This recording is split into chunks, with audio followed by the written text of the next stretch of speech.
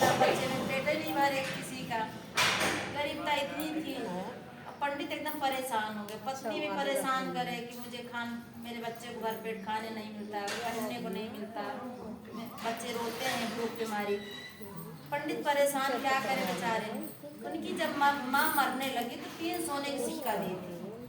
माँ उनकी मरने लगी, बोली बेटा ये 3 सोने का सिक्का है, लेकिन इसको घर खर्च में नहीं खर्च करना, इसको ये बहुत जरूरत पड़ेगा कहीं की, इसके बिना काम नहीं चलेगा, वही खर्च करना। तो पंडित भाई अपना वचन माँ को दिए। अच्छा 3 सोने का सिक्का लेके भिक्षा दिन भर मांगे, लाए घर में तो बच्चों को पेट न भरे, एकदम ऊब गए। तो अपना सोचे कि अब मैं मर जाता हूँ, मैं अपना प्राण दे देता हूँ, अब मैं ये परेशानी देख ना पाऊँ, नहीं तो भाई बच्चे परेशान होंगे, बीवी परेशान होंगी, मैं कैसे परेशान होऊंगा, भाई कितना परेशान होऊंगा। वो मरने का अपना सोच लिए कि मैं मर जाऊंगा, सारा समस्या खत्म हो जाएगी। लेकिन समस्या कहाँ खत्म होती, मरने के बाद तो मरने के बाद भी समस्या रहेगी। लेकिन भोलेनाथ की दया हुई, जब वो मरने का अपना पूरा प्लान बना लिए, अब जा रहे हैं कि अब कूद के मर जाएंगे। तो भोलेनाथ अपना साधु के भेष में पहुंचे, बोले भैया पंडित जी आप क्या करने जा रहे हैं, इतना बड़ा पाप, मरना तो सबसे बड़ा पाप है, आपका तो इस जन्म तो खराब है, अगला भी जन्म खराब होगा, तो ऐसा काम न करिए। कि मैं क्या करूँ, मेरे यहाँ तो बड़ी समस्या है, मेरे यहाँ बड़ी समस्या है, मेरे बच्चों का पेट नहीं भरता, भूखे मर रहे हैं, फटा कपड़ा पहन रही है, मैं वस्त्र अपनी पत्नी को नहीं दे पा रहा हूँ। तो अब गुरु भगवान के मरना एक कोई समस्या का हल नहीं। आप ऐसा करिए, मैं एक उपाय बताता हूँ, आप वो उपाय करेंगे तो आपको अपने आप धन प्राप्त हो जाएगा। तो लेकिन एक शर्त है, उसका 3 मतलब मैं 3 उपाय बताऊंगा, 3 वचन दूंगा, उसका मैं 3 सिक्का लूंगा जो कि आपके पास में है। तो कहें बाबा आप कैसे, आपको कैसे पता हो गया कि मेरे पास 3 सिक्का है?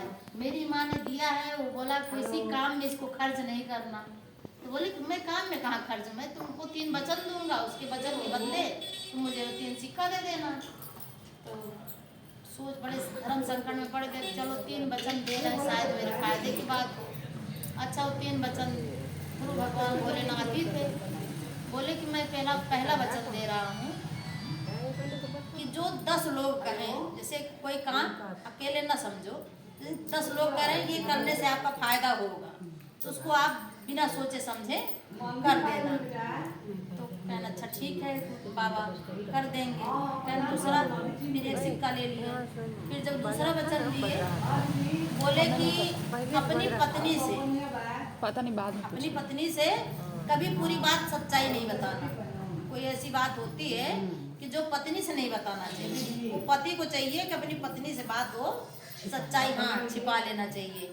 क्योंकि कभी कभी ऐसा सच्चाई बता दो तो वो पत्नियों से मुंह में पेट खाना तो हजम कर लेती है, लेकिन बात नहीं हजम करती है, तो वो बहुत लीलने उगलने की बात होता है, न लील पाओ न उगल पाओ, इसलिए उसको आप नहीं करना।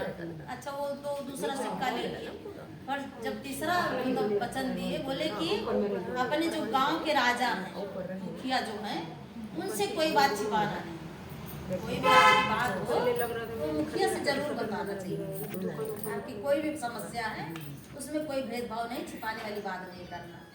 तो कहना अच्छा 3 वचन लिए और 3 सिक्का दे दिए। अच्छा कुछ दूर पे एक आदमी मरा था नदी किनारे, कई लोग ऐसे जमावड़ा लगा था, जमावड़ा में कोई कह रहा कौन इसको उठाए, कौन इसको उठाए, कौन करे।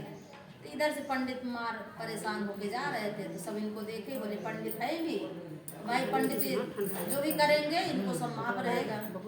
अब वो जो आदमी मरा था तो पंडित से बोले भैया इसको आप दाह संस्कार कर दीजिए, हम लोग चंदा लगा के इसको दे रहे हैं, आप खाली उसका दाह संस्कार कर दीजिए। अच्छा पंडित बोले, उसका वचन याद आया कि पहला वचन की जो 10 आदमी बोले तो उसको करना चाहिए।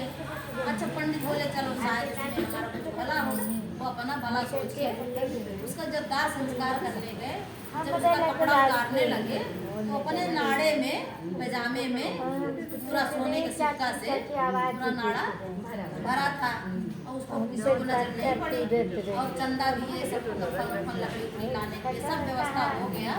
अच्छा जवाब ला दिए, पंडित जी पैसा पाए, बड़े खुश हो के अपने भाई बच्चों के खाने पीने का सामान, कपड़ा लत्ता, मिठाई और ढेर सारा सामान पत्नी पाई, खुश हो गई। उसको नहीं पूछी कि क्या है, कैसे, कहाँ से इतना मिला। एक दिन 2 दिन बीता, लेकिन पड़ोसी का ज़्यादा ध्यान आया।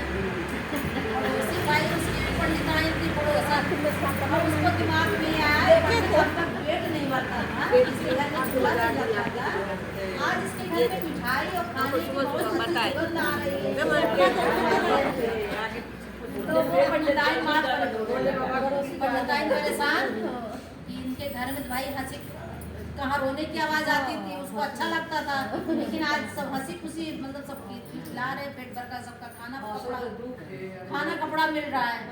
अब वो पंडिताइन बोल रही है कि कैसे करें, लेकिन अब पंडिताइन से पूछना पड़ेगा क्या, किस बहाने जब कुआं पे पानी भरने आएंगे तो मैं उनसे पूछूंगी कि तुम्हारे घर में कहाँ से इतना पैसा आ गया, क्या ऐसा हुआ।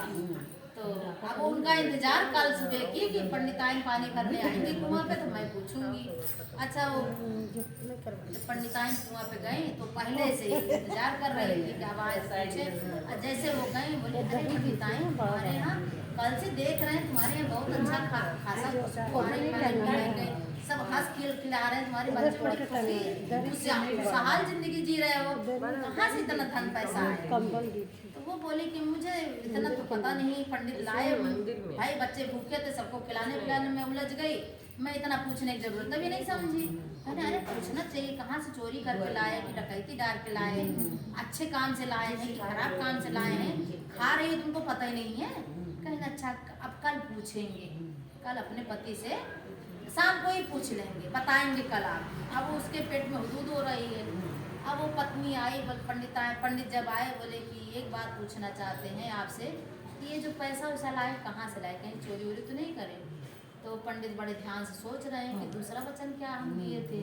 तो वही गुरु के साधु बात याद आया कि पत्नी से कभी सच्चाई नहीं बताना चाहिए। तो वो भाई बहाना बनाया कि जो उस दिन तुम दाल बनाई थी ना, मैं ज़्यादा खा लिया था, मेरा पेट गड़बड़ हो गया, मैं नदी किनारे गया, जब मैं नदी किनारे शौच करने गया तो वहाँ देख के ढेर सारा पैसा पड़ा था, मैं वही उठा के लेके आया, वही तुमको दिया हूँ, और कहाँ से मैं लाया हूँ। अच्छा ये जाके अपनी पड़ोसन को जाके बता दी। अब वो अपने घर में वो दाल बनाई, अब वो अपने पति को जबरदस्ती दाल पिलाना शुरू की कि उनके हाथ से नदी किनारे गए और शौच करने, और वहाँ से ढेर सारा पैसा मिला। अब वो तो दाल पी के वो भाई पंडित इतना बीमार हो गया, उनका प्राण निकल गया, पंडित मर गए। अब तो भाई उनका तो काम खत्म हो गया। लेकिन जब पंडित फिर सोचे ये तो बड़ा, अब वो जो है सारा हत्या का दोष पंडित के ऊपर लग गया कि ये जो है ऐसा ऐसा बताया। तो हमने अब हमारे अपने पड़ोसन से पूछे, पड़ोसन हमको बताई, हम वही किए, हमारा आदमी खत्म हो गया। पंडिताइन उल्टा इल्जाम लगा दिया। अब पंडित बोले कि परेशानी, पंडित क्या किए, उनका तीसरा वचन याद आ गया कि जो मुखिया, गांव का मुखिया प्रधान होते हैं, उनसे कोई बात छिपाना नहीं। वो जब जाने कि हमारे ऊपर आरोप लग रहा है, तो सीधा मुखिया के पास पहुंच गए। मुखिया के पास पहुंच के सारी कथा जो उनके ऊपर बीती थी, सारा कथा बता दिए। अब जब वो मुखिया बुलाया गया, पंचायत हुई कि आके अब फैसला करिए, तो मुखिया को सारी बात पंडित पहले ही बता दिए थे। तो मुखिया बताने लगे कि ये सब गलत बात है, ये जो तुम बता रही हो, तो भाई बोले हमसे क्यों बताए कि मतलब दाल हम दिए थे, हमको ऐसा कहें कि मुझे एक साधु ऐसा मिला कि मुझे 3 वचन पे 3 सोने का सिक्का लिया था, मुझे 3 वचन दिया, बोला बेटा ये तुम करोगे, इससे तुम्हारा भला होगा, बुरा कभी नहीं होगा। तो वही मैंने 3 वचन अपनाया कि पत्नी से कभी सच्चाई नहीं बताना चाहिए, इसलिए मैं नहीं बताया। यही बात इनके दिमाग में आया और ऐसा कुछ नहीं। शिव गुरु उनको बुद्धि दिए, दिमाग दिए, उनका भला बोलो शिव महाराज की जय, की जय।